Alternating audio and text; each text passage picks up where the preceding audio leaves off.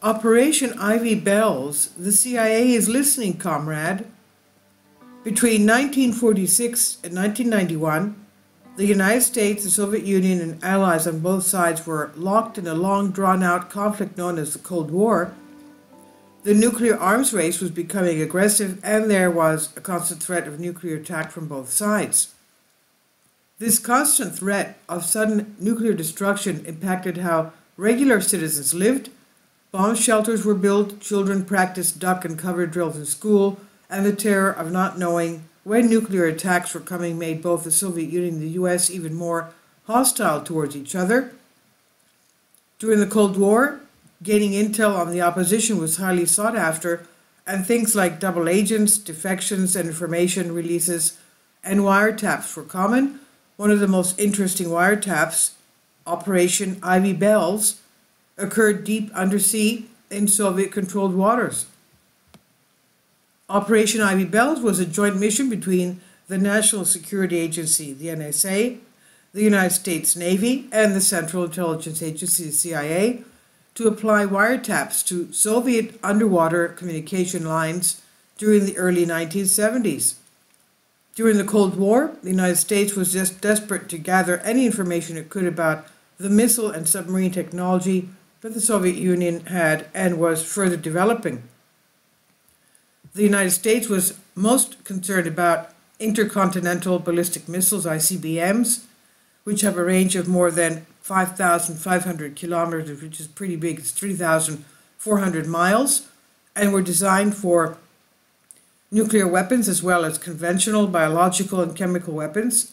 And along with the threat of ICBMs, there was the genuine threat of first strike capability on the side of the Soviet Union.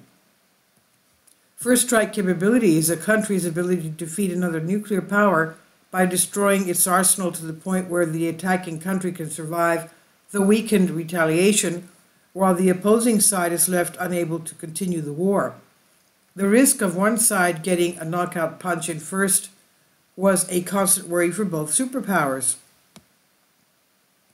Operation Ivy Bells came about because the United States learned that there was an undersea communication cable that connected the Soviet Pacific Fleet, the base in Petropavlovsk, which lies on the Kamchatka Peninsula, and the fleet's main headquarters in Vladivostok, a distance of over 1,398 miles.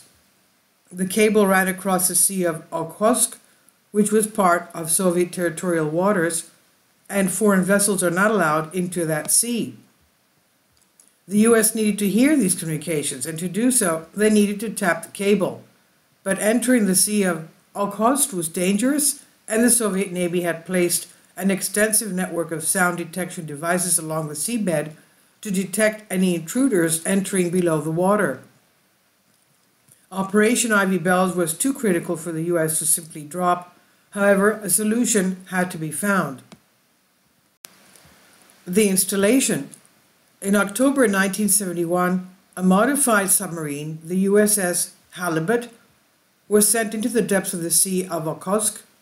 Operation Ivy Bells was so classified that most of the sailors who took part in the operation lacked the security clearance required to know about this. This meant a cover story needed to be created, and the US claimed that they were there to collect the debris of a Soviet SSN-12 Sandbox, a supersonic anti-ship missile, ISHM, so the US could develop countermeasures to protect its ships in the future. In the event, the retrieval of the SSN-12 Sandbox was successful, and more than 2 million pieces of fragments were collected and sent to the US Naval Research Laboratory. The missile was able to be reverse engineered. The mission was a success even without the cover story aspect.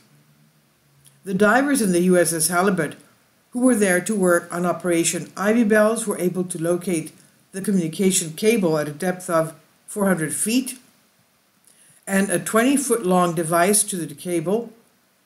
The device was designed to wrap around the cable without puncturing its casing and was able to record all communications made over the line. A large recording device was attached to the cable and was explicitly designed to detach from the cable if it was raised for repair or maintenance. Every month, divers were sent to retrieve the recordings. and install new sets of tapes.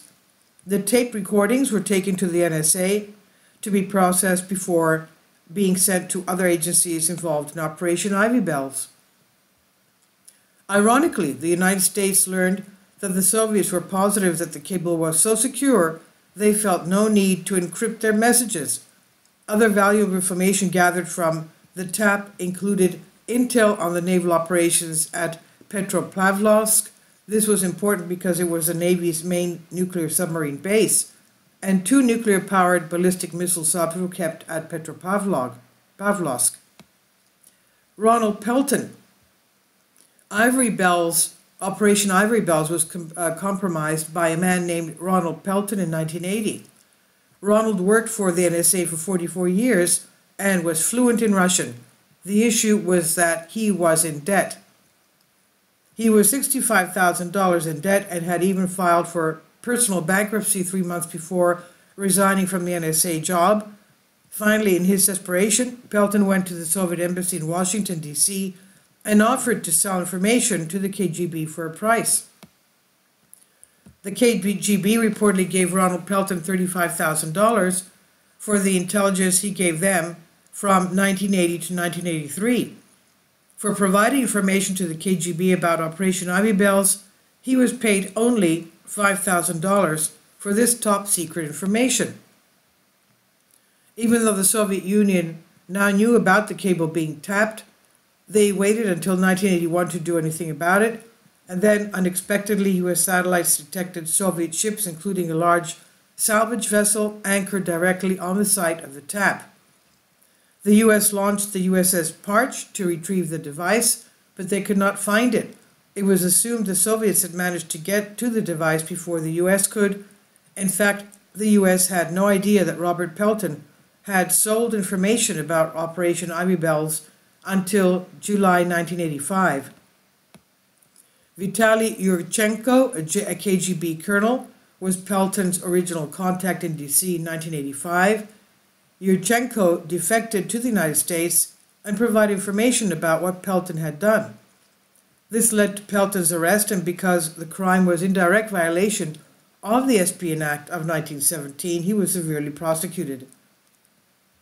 To see the wiretap and recording device the U.S. used during Operation Ivy Bells, you can visit the Great Patriotic War Museum in Moscow, Russia, where it has been on display since 1999. The museum has the most extensive collection of objects and ephemera from World War II in the world, and it's 100% worth a visit if you are ever in Moscow, the writer says. This is by Lauren Dillon on Historic Mysteries. Please leave your comments and thank you for your support. My Patreon account, the daily posts are 5 videos daily, and they are totally different from what I have on my YouTube channel. Thank you so much for your support and that you find all my content so interesting. You'll find the Patreon account details in the description box below.